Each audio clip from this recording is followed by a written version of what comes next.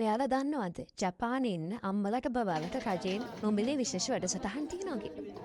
මාස 3 ඉඳන් ජපානයේ ඉන්න බබාලට මේ වැඩසටහන් වලට සහභාගී වෙන්න පුළුවන්. මුදල් අය කිරීමකින් තොරව බබාට අම්මට සතුට විනෝදය දැනුම මේ වැඩසටහන් තුලින් අරන් එනවා. බබාලට මසාජ් කරන විදිහ බබාලට කතන්දර කියලා දෙනවා. කොහොමද අම්මාට බබාත් එක්ක කතා කරන්නේ? ඒ වගේම අම්මට මොන හරි මානසික පීඩනයක් තියෙනවද? අම්මා විනෝදෙන් ඉන්නවද? අම්මගේ දුක බෙදා ගන්න ඕන. ඒ වගේම ජපන් යාළුවෝ අම්මට වගේම බබාටත් ඇති කර ගන්න පුළුවන්.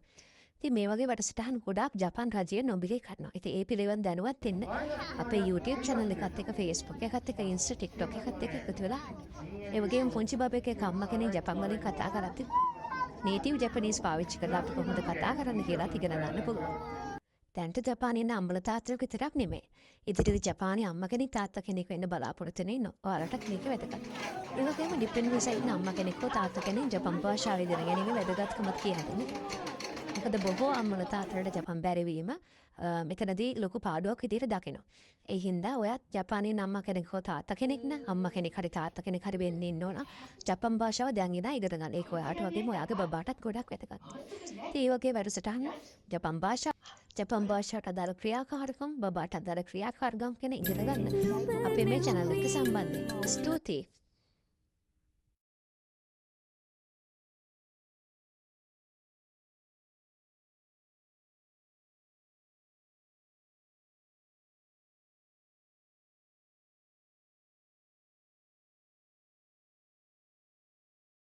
Thanks for watching. Don't forget to follow and subscribe for daily Japanese lessons.